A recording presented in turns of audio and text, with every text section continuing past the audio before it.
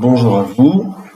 Ceci est donc une vidéo tutoriel dans le but d'apprendre comment écrire des articles sur notre site internet de la Fraseb.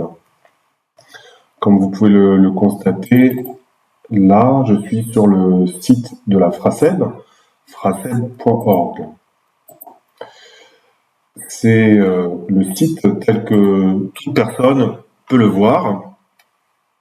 Et comme tout visiteur le verra, et aucun visiteur, sans avoir fait de manipulation particulière, n'aura accès à la modification du site et ni à l'écriture d'un article. Pour pouvoir écrire un article, il faut pouvoir accéder au panneau d'administration, et pour ce faire, il faut pouvoir s'authentifier. S'authentifier, c'est-à-dire indiquer donc son identifiant et son mot de passe. Alors, pour cela, il va falloir modifier l'adresse de la Fraseb là-haut, et lui rajouter un slash, qui est la barre oblique penchée, on va dire, vers la droite, comme les autres barres obliques des adresses, et lui rajouter WP en minuscule -admin, avec ou sans slash à la fin, ça n'a pas d'importance. WP-admin, pourquoi? Parce que WP, comme WordPress, qui est le système utilisé par notre site internet et -admin comme le début d'administration. Et on fait entrer pour pouvoir y accéder. Là, on va devoir entrer notre identifiant ou notre adresse email, c'est-à-dire par exemple identifiant, si je prends l'exemple du père Paterne, donc il va pouvoir entrer Paterne, ou bien paterne@fraseb.org, qui est son adresse email de la Fraseb. Le plus simple, c'est quand même de rentrer Paterne. Donc, on tape Paterne.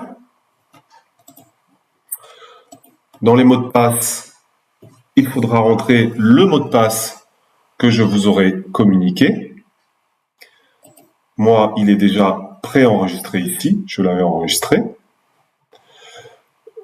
Quand on est le seul à s'authentifier, qu'il n'y a pas plusieurs personnes qui s'identifient donc sur l'ordinateur, il vaudrait mieux cocher « se souvenir de moi ». Comme ça, la prochaine fois, normalement, ce sera ce nom-là qui va commencer déjà à s'écrire là.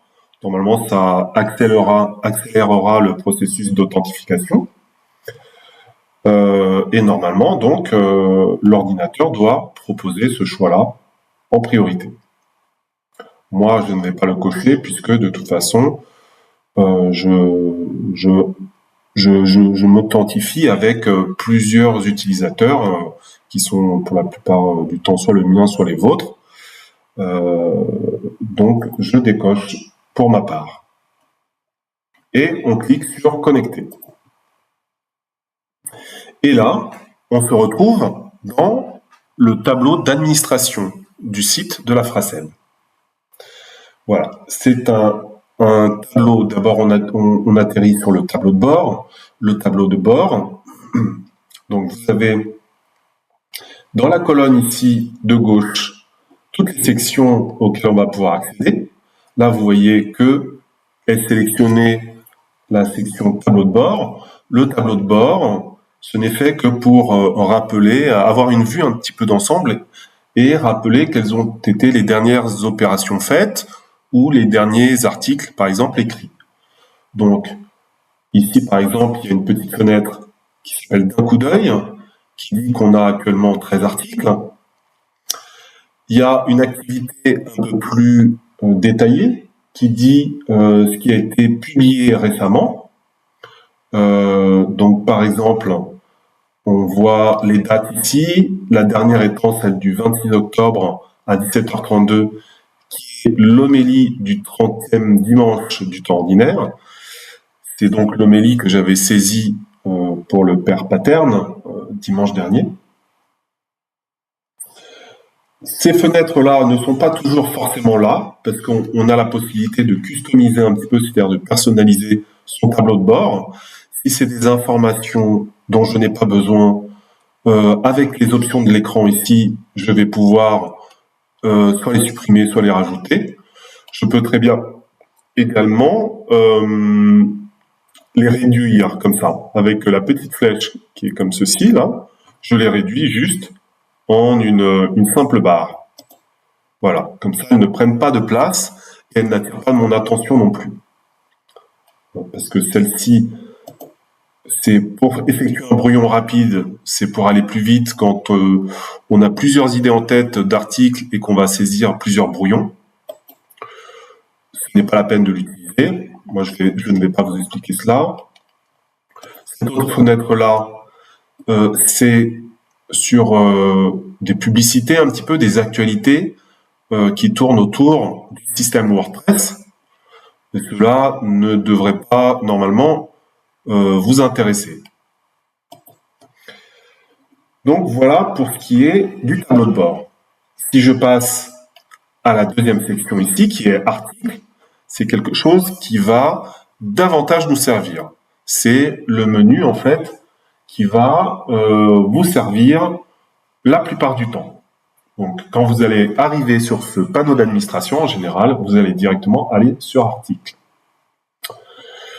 Je vous présente avant tout les autres sections dont vous aurez moins besoin. Il y a une section qui s'appelle outils. Et comme vous n'êtes pas habilité, on va dire, à utiliser ces outils pour l'instant, je ne vous ai pas donné une permission particulière, eh bien, dans cette section outils, il n'y a rien. Donc, cette section-là ne va pas vous servir. Dans la section profil, c'est une section qui va détailler en fait votre nom. Par exemple, ici, il y a Pattern qui est un pseudonyme. On peut rajouter un prénom et un nom si on veut. Quelque chose qui est important, c'est l'identifiant. Pattern en minuscule. C'est cet identifiant que l'on utilise pour s'authentifier au début, pour s'identifier sur le site et pour entrer sur le tableau d'administration. Ici, j'ai choisi, par exemple, je vous dis tout ça à titre juste informatif, vous n'aurez pas à changer tout ça. Ici, c'est la façon dont va s'afficher publiquement, pour les articles, par exemple, notre nom. Moi, je choisis d'afficher la forme YaPattern, qui est la forme pseudonyme. C'est l'email. Une petite photo. Là, on voit la photo du père Pattern que j'ai choisi. Si jamais, par contre, cette photo ne vous convient pas, on pourra toujours la changer. Vous pourrez la changer éventuellement vous-même, mais on pourra la changer, sinon je pourrais vous aider à la changer. J'ai essayé de faire en sorte que toutes les photos soient uniformisées avec un ton un petit peu, comme on va dire, un ton marron, parce que pour respecter un petit peu le thème du site. Maintenant, c'est ouvert à discussion. Bon. Cette section-là donne aussi l'occasion de pouvoir changer son mot de passe. Si on a besoin de changer son mot de passe, on ira sur définir un nouveau mot de passe. Tout cela, vous pourrez le faire aussi. Mot de passe de l'application, on n'en a pas besoin. L'avatar, c'est-à-dire l'image de profil, c'est par ici qu'on peut le changer. Voilà, ça c'est en ce qui concerne le profil. Vous avez aussi la possibilité de changer les couleurs de votre panneau d'administration. Là, vous voyez que la colonne est violette et les sections sont surlignées en vert. Ici, j'ai sélectionné un thème qui s'appelle Ectoplasme, où on voit les couleurs principales, avec du vert, avec du violet. Je l'ai changé, juste pour montrer qu'on pouvait le changer, parce que par défaut, c'est du noir et du bleu. Donc, par exemple, par défaut, cette colonne-là devrait être en noir. Et je pense ici surligné dans un gris foncé. Donc voilà. Donc ça, c'est à votre choix. On change de section, on passe à une section qui s'appelle commentaires. ici, ce sera la liste des commentaires que les visiteurs auront laissés sur les articles que vous aurez publiés, c'est-à-dire les homélies pour le Père Paterne, ou des prières, ou des textes pour Ya Suzanne. Quand un visiteur laissera un commentaire, on a plusieurs options. Pour l'instant, j'ai choisi l'option que le commentaire ne s'affiche pas tout de suite sur le site. Il viendra d'abord ici. Là, pour l'instant, il n'y en a pas. Mais sur les articles, je pourrais vous montrer peut-être ultérieurement un article que moi j'avais écrit pour parler de l'équipe qui allait préparer le colloque du 28 septembre dernier. Ya Viven avait laissé un commentaire.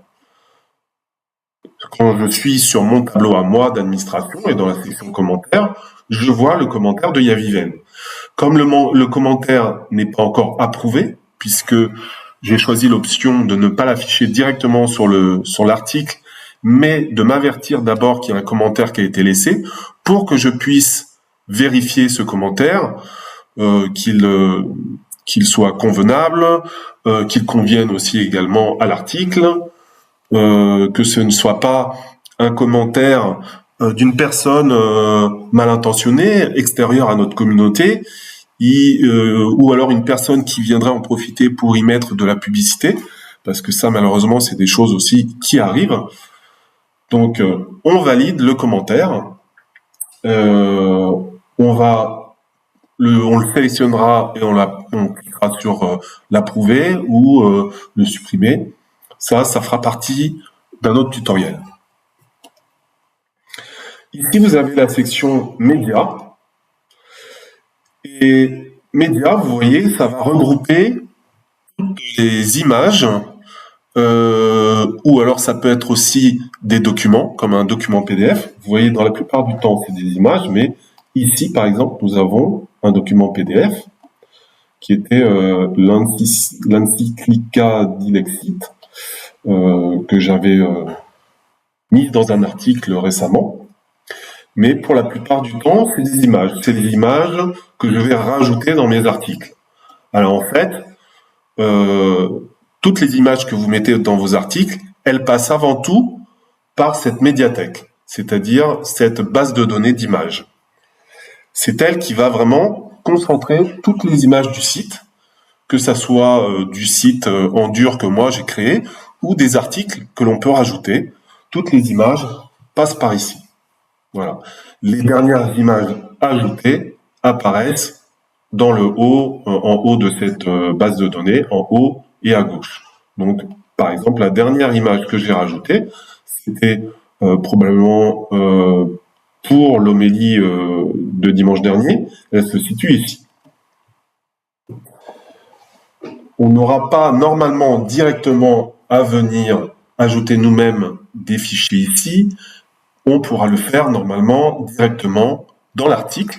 C'est-à-dire que dans l'article, on aura un moyen de choisir une image qui viendra s'ajouter automatiquement dans cette médiathèque. Et voilà. Mais cette médiathèque offre la possibilité de gérer les images. C'est-à-dire, je pourrais très bien en sélectionner une et la supprimer, ou en rajouter d'autres pour une utilisation future directement à partir de cette section. Voilà. Donc, outils, profils, commentaires, médias, et la section qui nous intéresse le plus, c'est articles.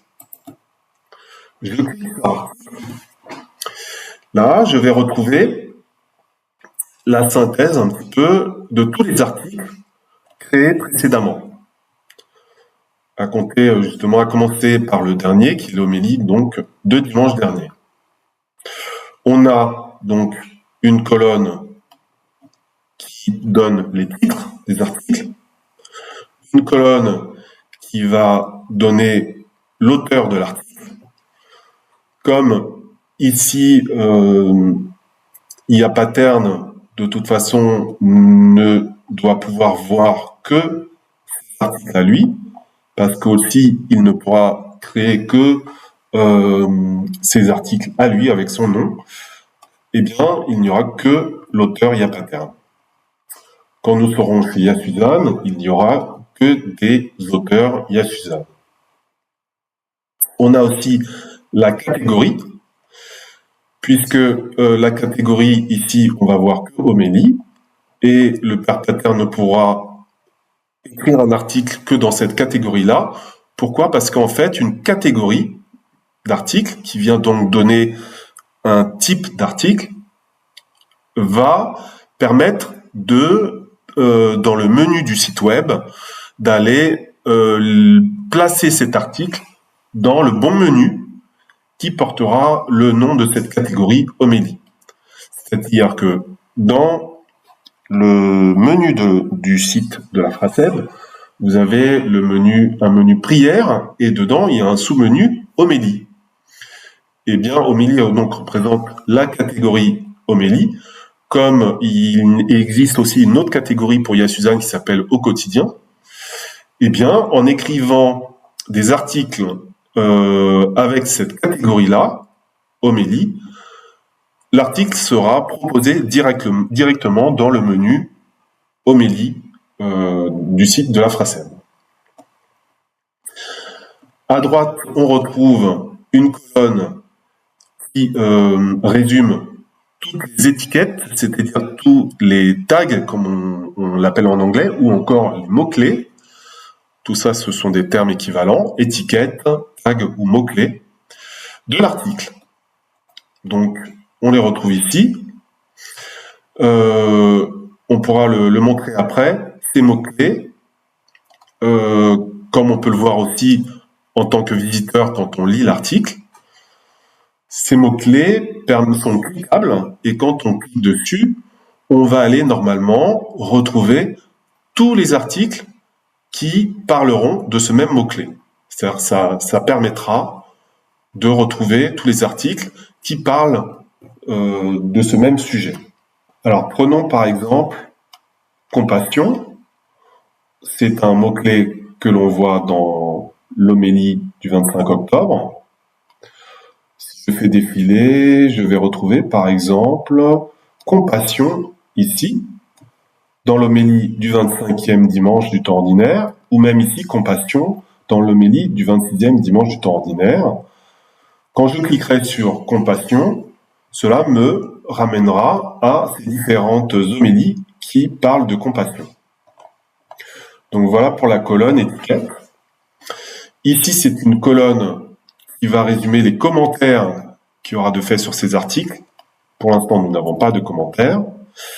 Ici, une colonne quant à la date de publication, qui est la date soit à laquelle on a créé et enregistré l'article. Alors, en fait, on peut l'enregistrer, c'est pas ça le bon terme, parce que l'enregistrer, ça va le garder un petit peu comme un brouillon, si vous voulez, mais publier, c'est-à-dire après on publie l'article, une fois qu'on en est sûr, qu'on en est certain, on le publie, et là, il devient disponible pour tous les visiteurs. Et donc, ça représente la date à laquelle on l'a publié. À savoir que cette date, et ça je vous le montrerai, peut être modifiée, parce que par exemple, quand le père paterne m'envoie une homélie ou prépare son homélie le samedi soir ou le samedi même matin pour qu'elle soit visible et publiée le dimanche qui suit, eh bien quand moi je la rajoute le dimanche, je veux faire refléter le fait que le père paterne l'a en fait communiqué, l'a en fait écrite le samedi. Donc, je change la date, il y a un moyen de changer la date de publication, et je mets une date antérieure à celle où moi-même j'ai publié l'article sur le site internet. Je vous montrerai comment on peut faire ça. Voilà. Dans cette liste d'articles, évidemment, je peux faire plusieurs choses. C'est-à-dire qu'une fois que ces articles sont publiés, je peux encore les modifier. Je peux en faire une modification rapide, c'est-à-dire que c'est une modification de certains paramètres de l'article, et notamment de la date de publication. Pour faire ceci, j'irai dans modification rapide. Si j'estime que cet article n'a plus lieu d'être, n'a plus besoin d'être sur le site internet, ou et on va dire voilà, enfin il est dépassé, quoi. Par exemple, il n'a plus de raison d'être. Je peux le supprimer et je cliquerai sur Corbeil. Alors c'est pour ça que Corbeil est en rouge. C'est pour vous dire attention. Ça, c'est un acte de suppression de l'article. Il ne sera pas définitivement supprimé parce qu'il sera placé dans une corbeille, mais c'est une étape avant suppression et il disparaîtra d'ici. Et si on fait voir, d'ailleurs je peux vous le faire voir ici, si je clique sur voir, ça va m'amener sur l'article en question, directement. Tel que j'aurais pu faire en allant sur prière, en allant dans homélie, et ici j'ai juste un résumé du dernier article de la dernière homélie. Si je clique sur l'image ou si je clique sur lire la suite, je vais atterrir sur cet article. Je reviens en arrière. Donc, ça, c'est ce qui se passe quand je clique sur voir. C'est pour voir l'article. Très bien. Maintenant, lorsqu'on veut effectuer des actions simultanées sur plusieurs articles, je pourrais très bien les cocher, tous ceux sur lesquels je veux faire une action en particulier, et je pourrais très bien, avec action groupée, dire je mets ces trois-là à la corbeille, ou bien je modifie ces trois-là. Bon. Ce n'est pas mon cas, voilà. Ce sera rarement votre cas également. Ce qui va nous intéresser tout particulièrement, c'est comment on ajoute un article. Donc, pour ceci, je vais appuyer ici sur le bouton « Ajouter un article ». J'ai une autre façon aussi, que je retrouverai souvent, qui est dans la barre ici du haut. D'ailleurs, cette barre, je ne l'ai pas présentée. Ici, elle permet d'aller sur le site, plutôt que sur le tableau d'administration. Ici, elle parle des commentaires. Ici, elle permet de créer un article ou de rajouter un fichier média dans la médiathèque. Mais bon, on ne le fera rarement, ça. Donc, ici, on peut créer un article ou on peut voir tous les articles. Quelque chose qui est important que je n'ai pas dit, c'est ici, en haut à droite, on a une section qui fait référence à l'utilisateur qui est authentifié. Ici, c'est YaPattern.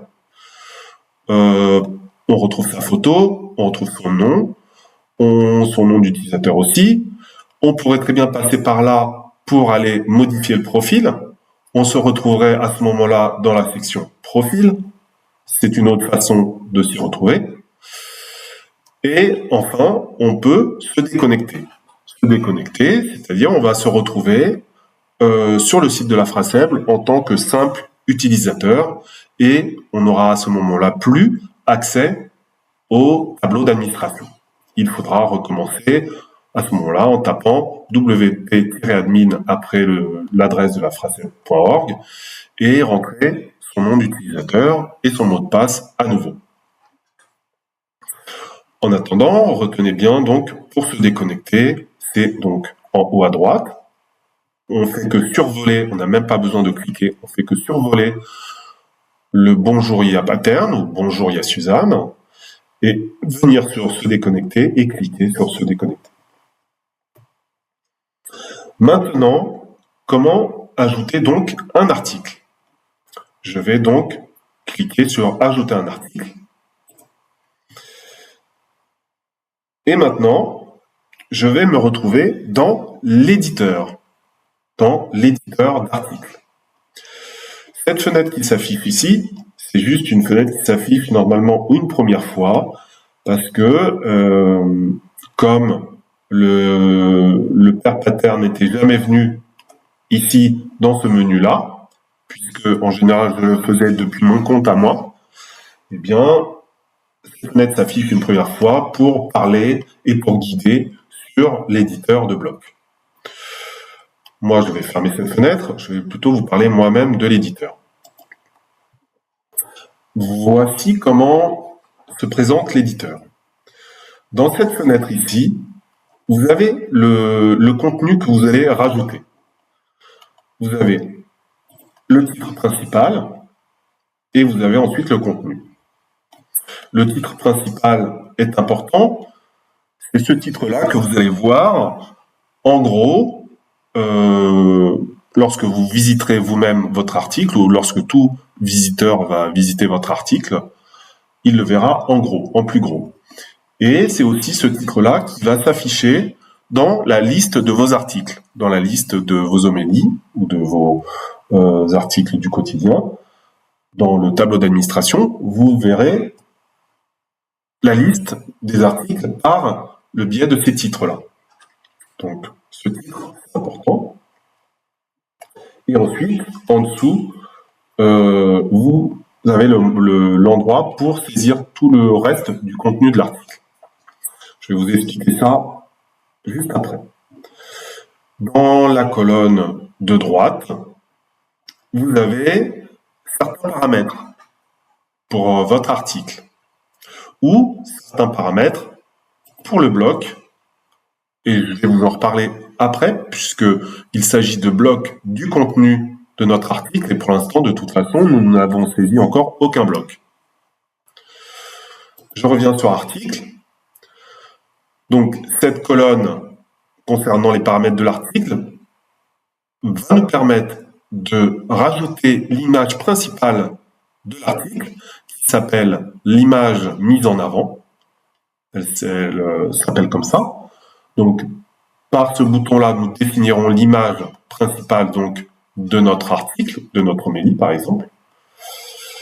Si je descends, je vois que ici, notre article est encore à l'état de brouillon, il n'est pas encore publié.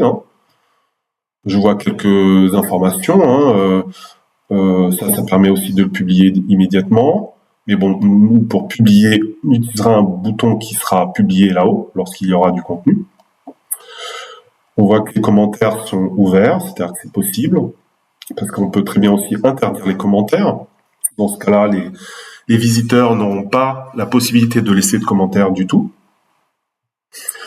Voici ensuite une section ici qui parle des catégories. Eh bien, la catégorie, elle est pré-remplie ici. Pour le pair pattern, ce sera la catégorie homélie. Si, à l'avenir, le pair pattern doit s'occuper d'autres types de contenus, il pourrait très bien également, plutôt que de poster des homélies, poster aussi certains articles comme Mia Suzanne aussi le fait, eh bien, on créera une autre catégorie aussi pour le pair pattern qui viendra s'ajouter ici. Pour l'instant, comme il y en a une seule, elle est présente, elle seule est présente et elle est déjà cochée, homélie.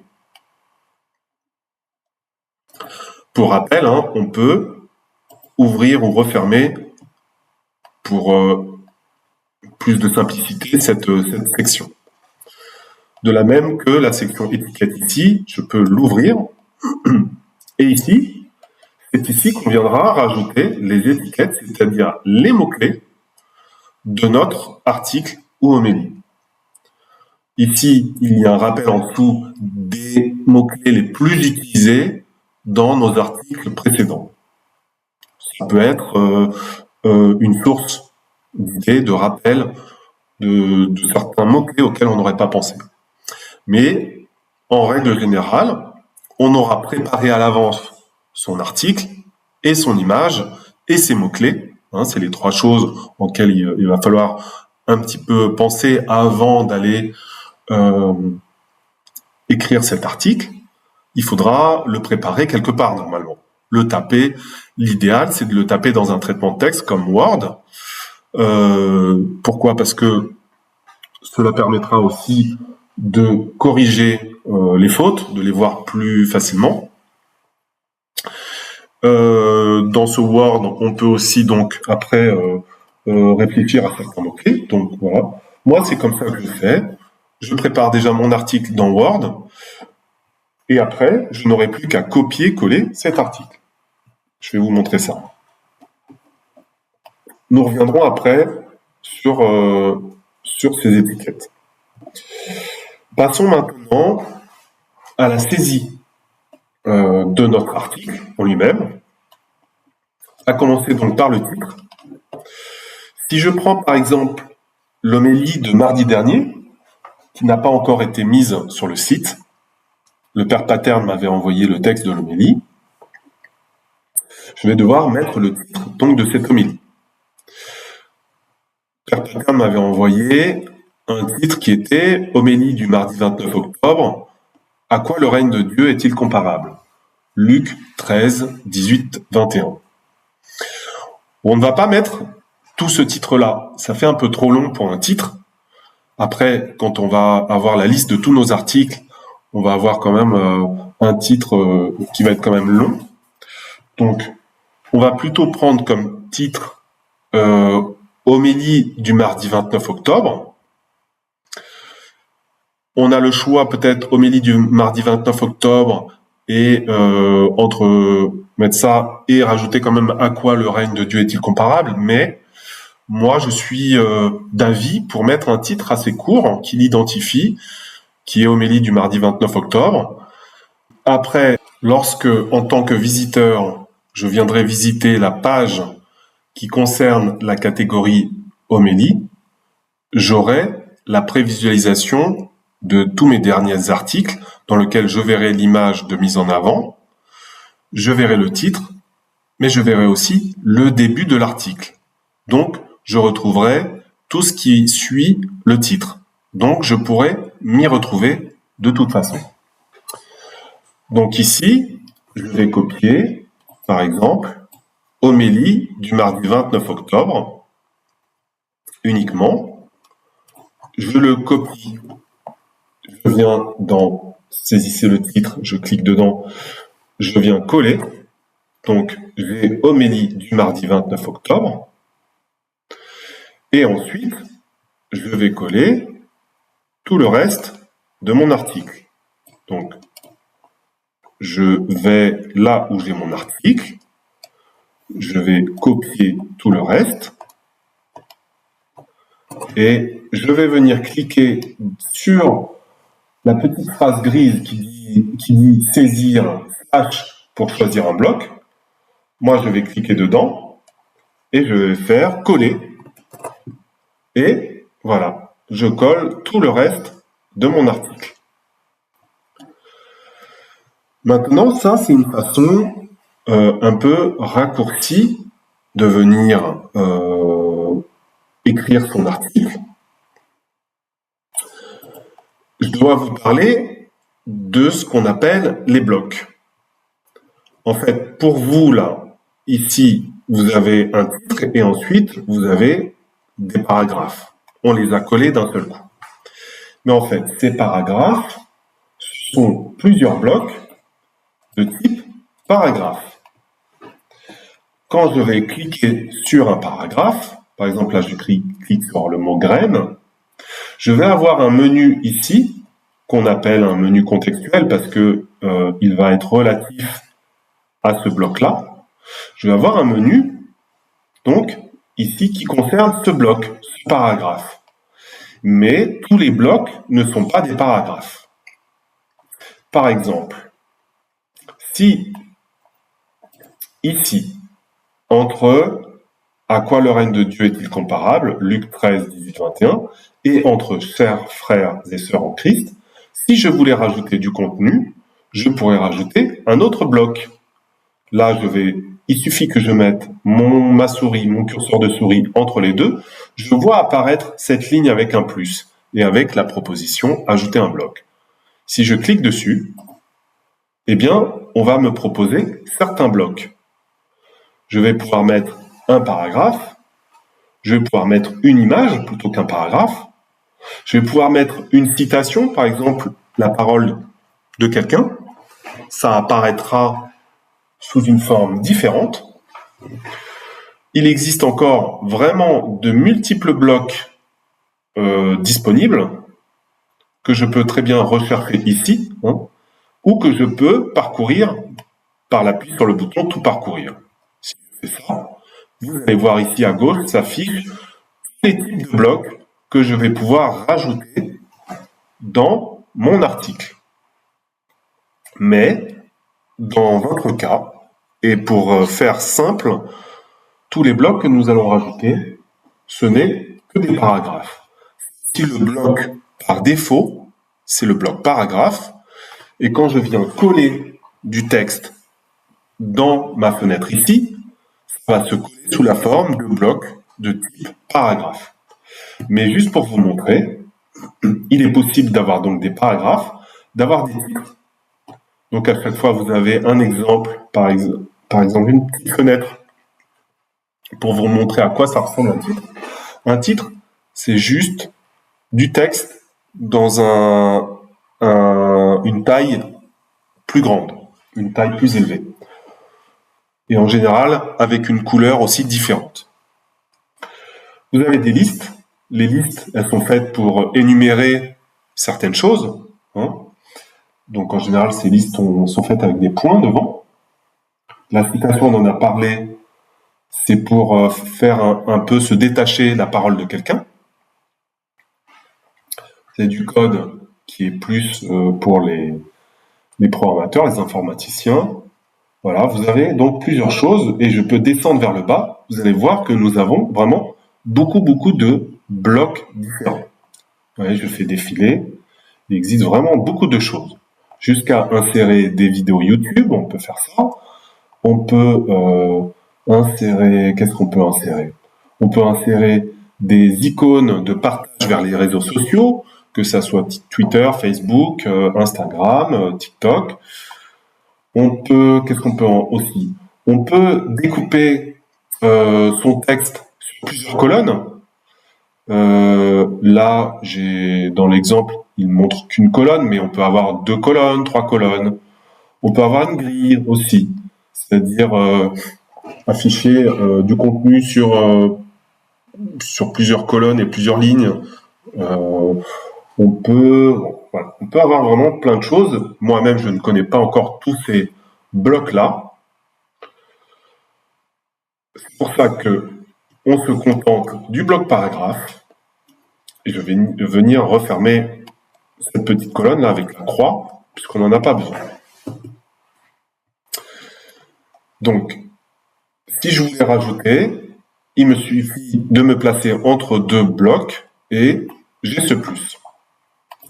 Maintenant, je peux venir aussi modifier tout paragraphe, tout bloc. Il suffirait ici que je clique dans le menu symbole, qui est le symbole d'un paragraphe, et pour le transformer dans un autre bloc. Donc, je peux le transformer. Je peux aussi le changer de position. Par exemple, vous voyez, ici, j'ai une petite flèche pour le descendre ou une petite flèche pour le monter. Si je le descends, aujourd'hui, hop, va passer en dessous du paragraphe que l'on avait, du 3e paragraphe. Et c'est aujourd'hui qui devient 3e paragraphe. Je veux le replacer à son emplacement d'origine. Je clique sur la petite flèche. Il va venir se placer au-dessus du 3e paragraphe et redevenir 2e paragraphe. Ici, j'ai une façon, un petit peu comme dans les traitements de texte, comme dans Word, d'aligner le texte. Par défaut, on aligne le texte à gauche. On pourrait très bien l'aligner à droite. On voit qu'ici, il se colle sur le bord droit. On pourrait très bien venir centrer le texte, mais nous, dans un article classique, ce qu'on va faire, c'est qu'on l'aligne à gauche. Donc voilà. On peut très bien choisir certains mots auxquels on veut donner une certaine importance et on va le mettre en gras. Gras, c'est en anglais bold. C'est pour ça qu'ici il y a un B. Gras en anglais se dit bold.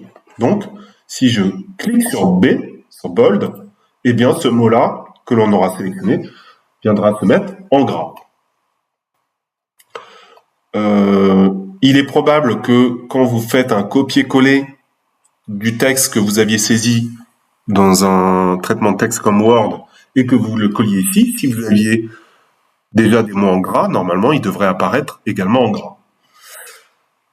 Moi, je ne veux pas résumer des mots auxquels Yapattern veut donner de l'importance. Ça, il pourra le faire lui-même. Je ne vais pas laisser pour l'instant ce mot en gras. Donc je vais recliquer, je vais le sélectionner, je vais recliquer sur B.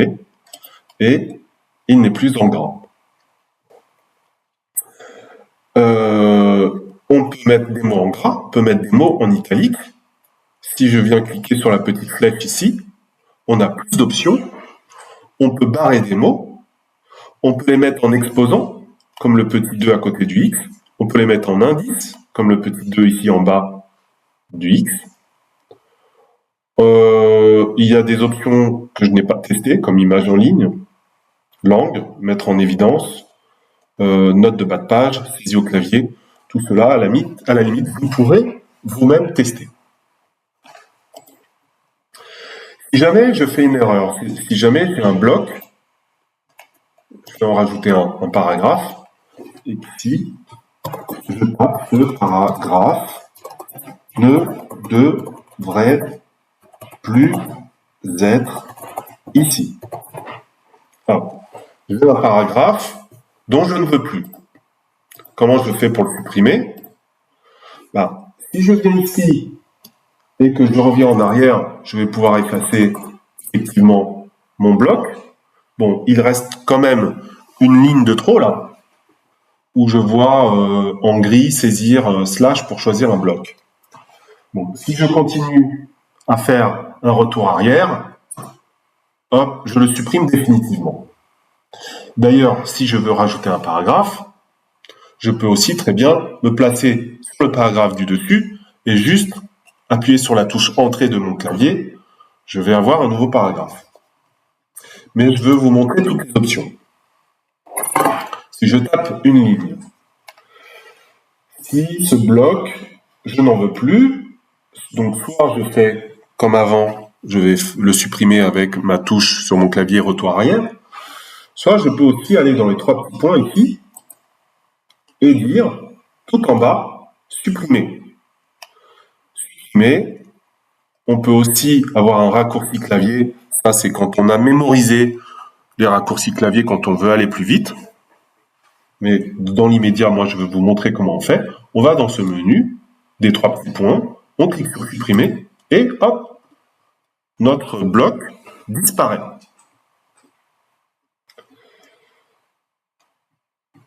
Autre chose, depuis tout à l'heure je vous parle de blocs, il y a des façons aussi de venir personnaliser un peu ces blocs.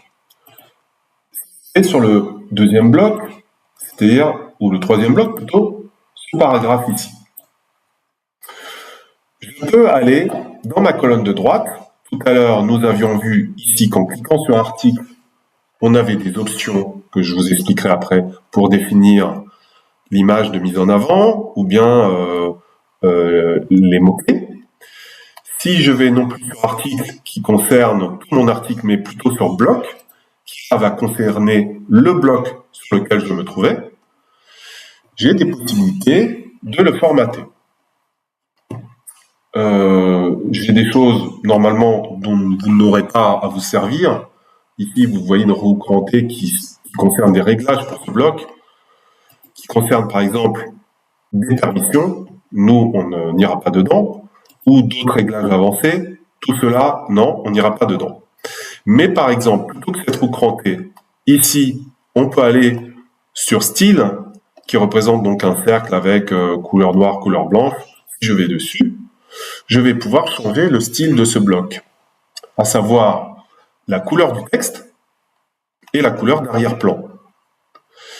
Si je clique sur ici texte, je vais avoir des couleurs prédéterminées. Par exemple, je pourrais très bien mettre le texte en violet. Hop, le texte se met en violet. Je pourrais cliquer aussi ici et choisir une couleur tout à fait différente. Je vais choisir du rouge, du vert, du jaune, tout ce qui me plaît. Je vais ici, je peux déplacer un curseur, déplacer aussi ce curseur-là vers le bleu, choisir un autre bleu, déplacer vers le vert, choisir un vert ici en déplaçant les petits cercles. Donc ça, c'est des couleurs, une couleur personnalisée. Vous voyez comme mon texte se met en vert. Je peux choisir de la même façon, je peux choisir un arrière-plan, soit avec une couleur qui définirait, soit avec une couleur prédéfinie.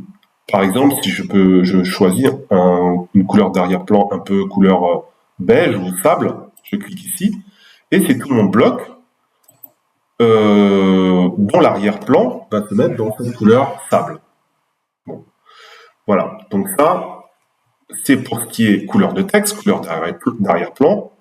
Si je veux, par exemple, mettre une taille extra large, XL, ça va mettre une taille extra large.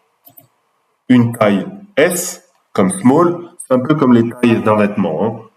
Small, medium, large, XL. Je vais avoir une taille petite. Maintenant, d'ailleurs, je suis embêté parce que si je veux revenir à la taille par défaut, comment fais-je? Eh bien, apparence, paramétrage, intermétrage, tout réinitialiser, peut-être en faisant tout réinitialiser. Voilà. Donc, ça c'était pour vous montrer justement comment modifier ce bloc. Maintenant, moi, ici, ça ne m'intéresse pas donc de mettre la police en vert ou le fond en beige. Je vais regarder ce qu'il me propose ici. Je vais faire tout réinitialiser. Tout réinitialiser, je reviens comme au départ. Et donc là, j'ai mon texte tel que je l'avais fait au départ. Maintenant, je reviens sur le texte que j'ai collé. À quoi le règne de Dieu est-il comparable? Je vois ici qu'il y a un astérisque qui est probablement tapé en trop. Je vais l'enlever. Ici, j'ai une référence au verset de la Bible qui concerne l'homélie du jour. Luc 13, versets 18 à 21. Ce que l'on peut faire, c'est proposer aux visiteurs d'aller directement sur un autre site qui parle de Luc 13, versets 18-21, en cliquant sur Luc 13, 18-21. Pour cela, je vais trouver déjà, pour commencer, une page web, un site web qui parle de Luc 13, 18-21, et ensuite, je rajouterai sur Luc 13, 18-21 un lien qui, lorsque l'on cliquera dessus, ira sur la page web en question. Alors, pour cela, que vais-je faire? Je vais déjà chercher la page web qui m'intéresse. Je vais aller copier Luc 13, 18, 21. Ici, je vais aller sur une nouvelle page et dans une recherche Google, je vais rechercher Luc 13, 18, 21. La plupart, moi, des pages que je vais voir, que je vais consulter, elles se trouvent soit sur AELF, soit sur Prions en Église. Prions en Église, je ne le vois pas ici, a priori, du moins pas encore. Je pourrais très bien le rechercher.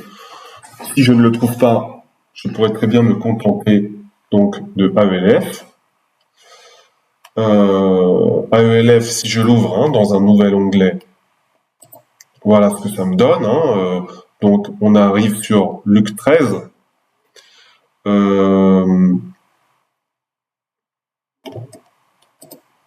Donc bon, ça c'est pas mal, mais là, comme c'est pas non plus l'homélie du jour, il va me donner tout le chapitre 13 donc de Luc. Si je voulais retrouver le bon, c'est-à-dire celui de mardi dernier, je pense que je devrais aller sur Metz et que je devrais aller changer et trouver la date donc de mardi dernier. Mardi dernier, nous étions le 29. Et là, nous avions Luc 13, 18, 21. Si je clique dessus, là, j'ai bien l'évangile Luc 13, 18, 21. Très bien. Ce qui va nous intéresser, c'est l'adresse de cette page web, de cette page internet. L'adresse se situe ici. Vous voyez ici, https://www.aelf.org/2024-1029 Romain Metz. C'est cette adresse-là qui nous intéresse. Bon. Soit je vais prendre celle-ci, je vais prendre par exemple celle de Prions en Église, si j'arrive à la trouver. Dans ma recherche Google, je peux très bien taper Luc 13, 18 Prions en Église pour voir si je la trouve. Et bien ici, dans les résultats, j'ai Prions en Église, évangile de Luc 13, 18, 21. Même si cela concerne une homélie du 31 octobre 2023, elle reste valable. J'en trouve une autre ici, qui est par exemple aussi Évangile de Luc 13, 18, 21, publié il y a 3 jours, c'est-à-dire mardi 29 octobre. Bon bah, si je trouve la page qui correspond en plus à la date que je souhaitais, tant mieux. Je vais aller voir celle-ci. Je vais l'ouvrir. Et ici, je tombe donc sur les textes du jour du mardi 29 octobre 2024, Luc 13, 18, 21. C'est parfait. Donc, je vais vouloir, en fait, dans mon article, proposer aux visiteurs que lorsqu'ils cliquent sur Luc 13, 18, 21, ils atterrissent ici. Comme cela, ils auront le détail du texte du jour, mais en plus de ça on pourra en reparler une prochaine fois, cela donne du poids à notre article. Et en plus de cela améliore ce qu'on appelle son référencement sur Google, puisque mon article va se retrouver par mon lien lié à cet article de Prions en Église. C'est-à-dire que Google, dans son analyse, il aura noté que ce site de Prions en Église, eh bien, il y a d'autres sites internet qui pointent dessus, qui font référence. Et donc, quand vous avez comme ça des références à d'autres sites, Google va se dire « Ah, eh bien, ce site n'est pas isolé. Il possède des références vers d'autres sites. » Et donc, ça donne du poids à votre site et il va apparaître plus facilement dans les recherches de Google. Donc, c'est une très bonne chose de créer des liens vers d'autres sites. Alors, je veux un lien vers ce site-là, je vais sélectionner l'adresse de ce site-là, qui se trouve tout en haut, donc depuis https, Prions en Église, jusqu'à la fin de l'adresse. Je la copie, je reviens dans mon article, où j'ai mon Luc 13, 18, 21, je sélectionne mon Luc 13, 18, 21, et pour lui donner un lien, je vais cliquer sur ce bouton-là, qui est le petit trait entouré, comme si c'était entouré de parenthèses. Là. Vous voyez en dessous, il est marqué lien, CTRL plus K.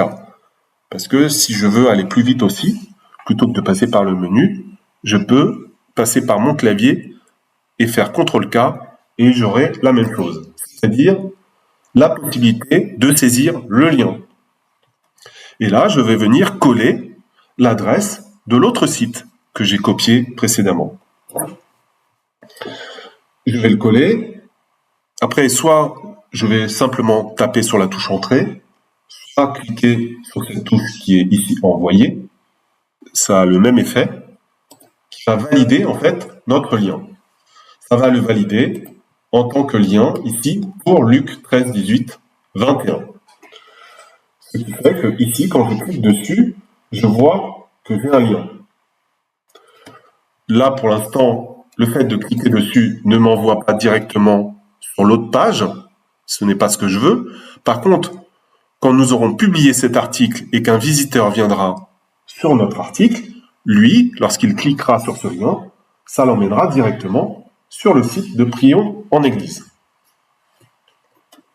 Moi, pour l'instant, lorsque je clique sur ce lien, ça me rappelle vers quel lien cela peut m'emmener. Et je peux modifier, si je me suis trompé, modifier le lien, ou bien tout simplement le supprimer. Hein. Si je le supprime, je peux tester, je le supprime, hop, il n'y a plus de lien. Moi, je veux remettre mon lien. Je vais le sélectionner. Je vais appuyer ici, je vais recoller mon lien, je vais faire entrer, et j'ai à nouveau mon lien. Le dernier bouton sert à copier ce lien. Si jamais on a besoin de le recoller autre part, on peut toujours venir copier ce lien. Et bien voilà pour mon article. Donc j'ai tout mon article qui est là.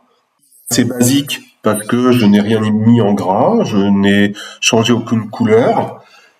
Mais tout cela restera à la discrétion et au choix de l'auteur de l'article. Donc, per pattern, il y a Suzanne, vous pourrez modifier l'article comme vous le souhaitez. À la fin, donc j'ai Amen, bon mardi, dans l'amour de Dieu et du prochain, méditation avec votre humble serviteur Père Paterne. J'ai enlevé le nom de famille de Père Paterne, Kubaka, parce que peut-être que Père Paterne n'aura pas envie qu'un visiteur de n'importe quelle région de la France ou peut-être un autre pays, peut-être, je sais pas moi, l'Allemagne, je sais pas, connaissent le nom de famille du Père Paterne. Donc, pour l'instant, je l'enlève. Maintenant, Père Paterne, si jamais, ou il y a Suzanne, si jamais vous voulez signer de votre nom à la fin de l'article, c'est comme vous voulez. Mais sachez que de toute façon, tout visiteur connaîtra l'auteur de l'article, en tout cas par la dénomination Yapattern.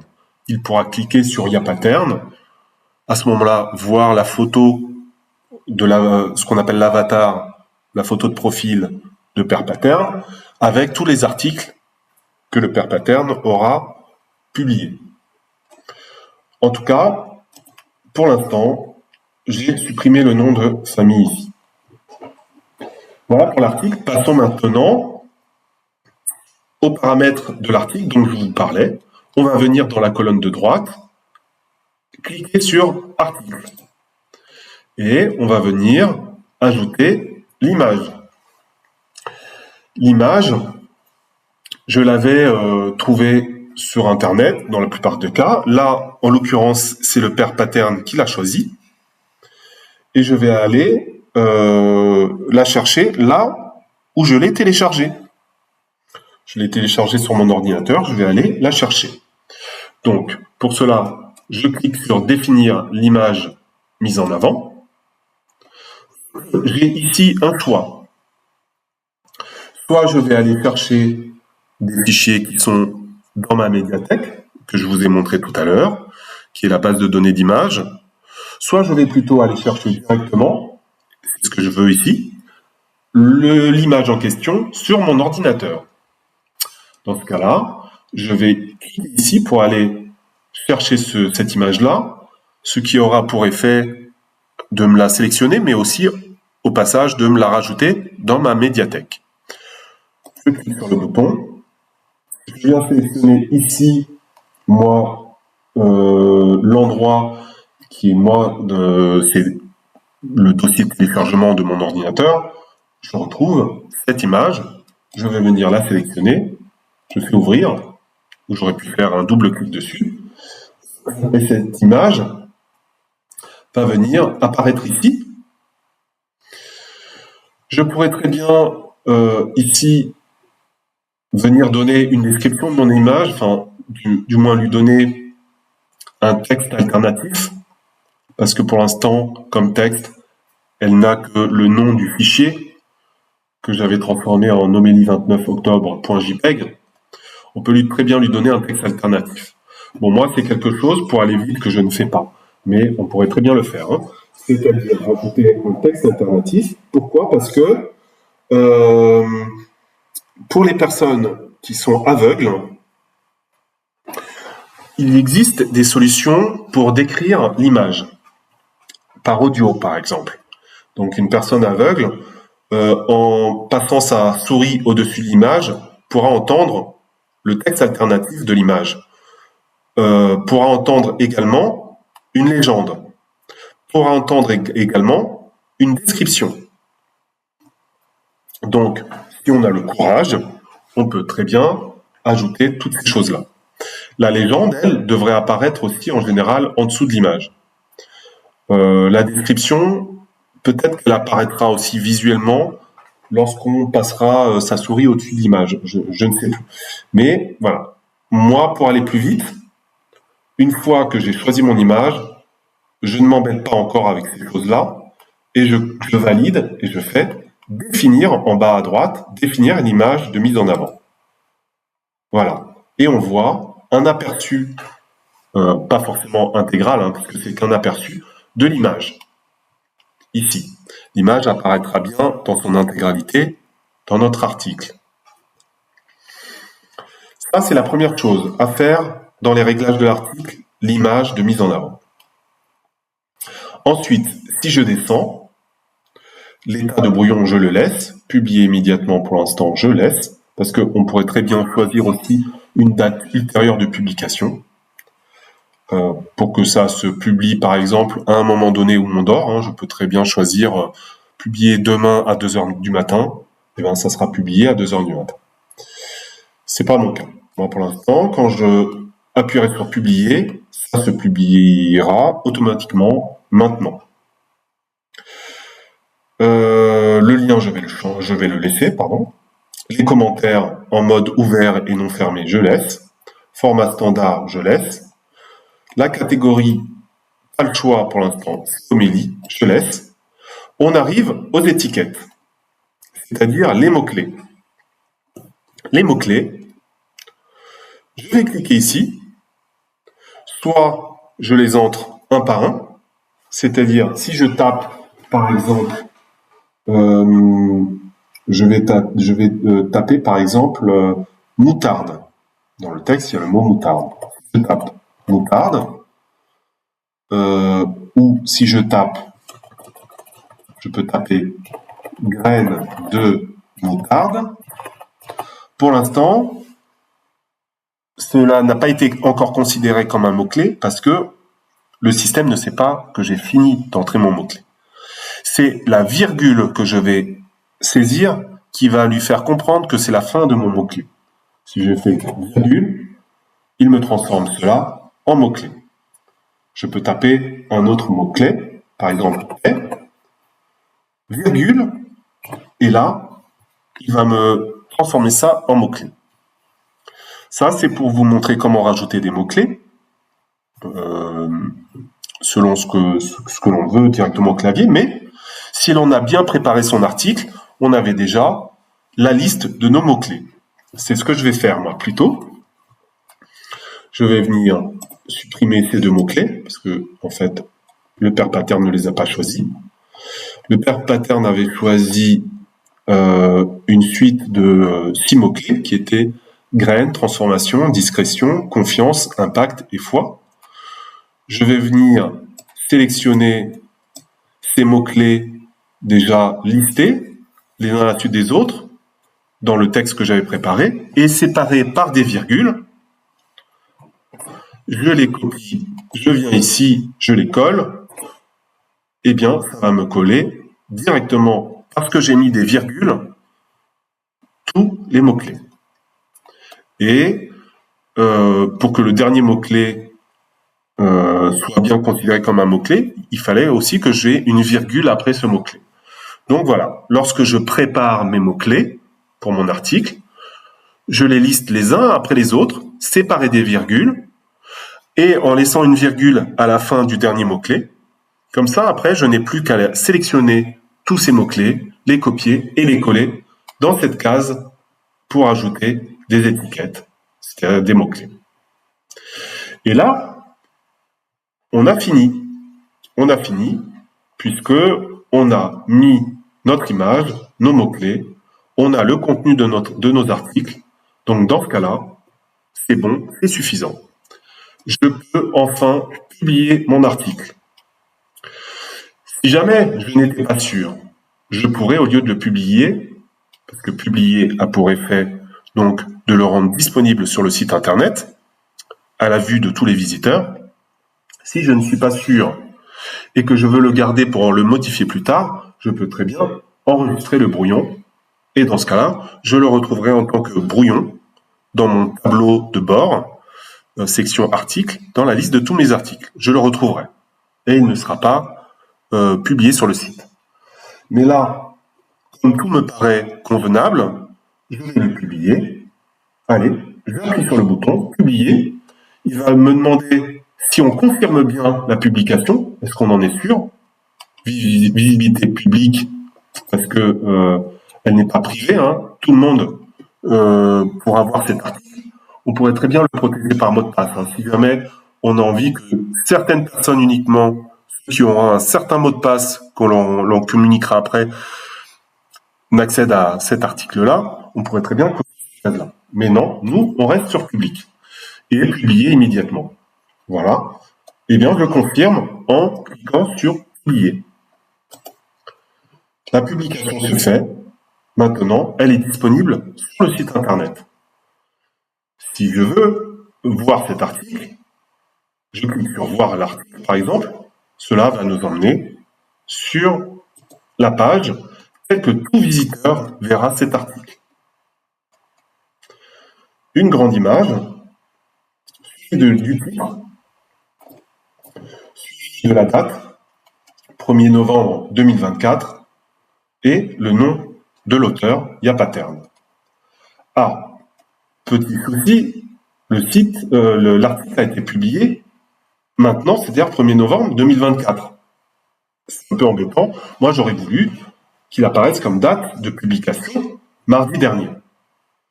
Eh bien, pas de problème, nous allons voir après comment changer ça.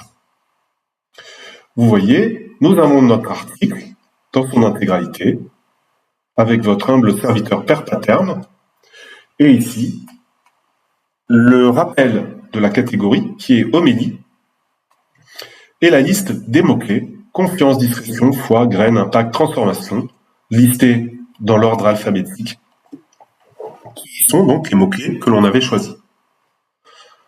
Ici, vous avez, par souci pratique, le moyen de retourner à l'article qui avait été publié précédemment, c'est-à-dire l'homélie du 30e dimanche du temps ordinaire.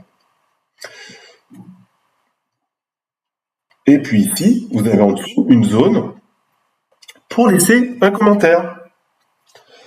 Là, pour l'instant, je suis toujours ici identifié comme Père Pattern. Donc ici, si je me mettais à saisir un commentaire et à le publier, cela serait publié sous le nom de Père Pattern. Mais pour un visiteur lambda, qui n'est pas donc identifié comme ici avec le Père Pattern sur le site, eh bien j'aurais des cases en plus où l'utilisateur serait invité à laisser son nom et son adresse email, de façon à ce qu'on puisse aussi savoir qui il est et pouvoir éventuellement lui répondre par son adresse email. Il sera de toute façon aussi possible de laisser des commentaires sur le commentaire laissé par le visiteur, c'est-à-dire de lui répondre par d'autres commentaires. Ça reste aussi une possibilité. Voici donc comment est présenté notre article avec tout ce qui va autour. En bas de page, on retrouve une section identique à toutes les pages qui rappelle de toute façon l'adresse de la FRACEB, la façon de la contacter, certains menus, raccourcis de menus et les liens vers les réseaux sociaux. Et un bouton pour remonter tout en haut. Ce bouton-là, il est pratique. Si je clique dessus, je remonte tout en haut. On voit que cet article, nous, la catégorie de cet article, c'est homélie. Dans prière, j'ai homélie. Si je vais dans homélie, je vais retrouver tous les articles qui concernent homélie. Donc, tout visiteur, en cliquant sur homélie, pourra retrouver tous les articles du Père Pattern. Ok, très bien.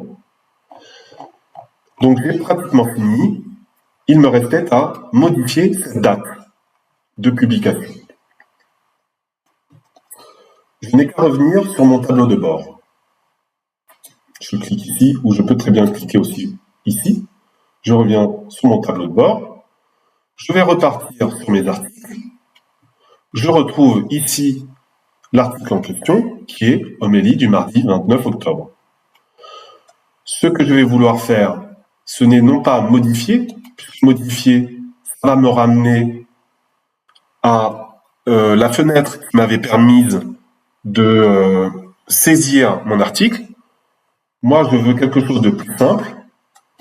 Je veux une modification rapide où je vais modifier, voilà, juste ici, vous voyez, là j'ai les autres articles là, mais pour l'article qui nous intéresse, je peux modifier rapidement soit son titre, soit la date à laquelle il a été publié. Et donc, c'est ça que je vais mettre 29 octobre, donc octobre, 10 octobre 2024, par exemple, à 08h. Je laisse l'auteur, il n'y a pas terme, puisque de toute façon, ce n'est pas ni moi ni Suzanne qui avons écrit l'article, c'est bien, il n'y a pas terme. Je pense que de toute façon, ça serait sûrement refusé de mettre Suzanne, puisque normalement, Suzanne n'a pas le droit de venir écrire des articles dans la catégorie homélie. Elle a une catégorie qui lui est réservée, qui est au quotidien, de la même façon que le père Paterne ne peut pas aller normalement écrire des articles dans la catégorie au quotidien de Suzanne. Voilà. Je pourrais très bien mettre un mot de passe si je voulais réserver l'accès à mon article aux gens qui disposent du mot de passe, mais je ne veux pas le faire. Moi, j'ai juste changé la date. La seule chose qui m'importait ici, c'était changer la date. Et je viens ici mettre à jour.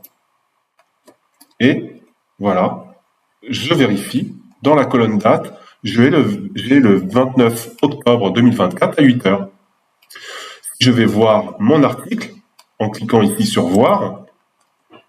Je descends. Je constate bien qu'il y a ici le 29 octobre 2024 par Yapaterne. Tout à l'heure, je disais que l'article était signé donc par Yapaterne. Si je clique sur Yapaterne, je vais voir ici Yapaterne avec la photo de son profil et tous les articles que Yapaterne a écrits. Voilà. Eh bien, nous avons fini avec l'écriture de notre article. Je vous ai présenté le tableau de bord avec la différente section. La section qui nous intéresse est avant tout article. Nous avons la liste des articles que nous avons déjà écrits, que nous pouvons très bien modifier. Nous avons le bouton qui nous permet d'ajouter un nouvel article et nous allons nous retrouver sur la fenêtre d'édition de notre article. Lorsque nous avons fini,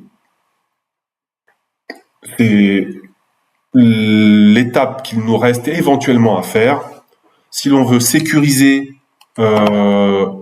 les choses pour que personne ne puisse à notre place écrire des articles, nous pouvons toujours nous déconnecter. Nous nous déconnectons et nous retournons à l'écran d'authentification pour rentrer sur notre site. Ce tutoriel est donc maintenant terminé. Il faut savoir qu'il existe aussi la possibilité de faire tout ça directement sur son téléphone. Ce n'est pas très pratique parce que le téléphone présente un écran avec une surface très réduite. Donc, pour effectuer également des copier-coller, tout ça, ce n'est pas pratique. Donc, c'est recommandé de faire tout ça sur son ordinateur.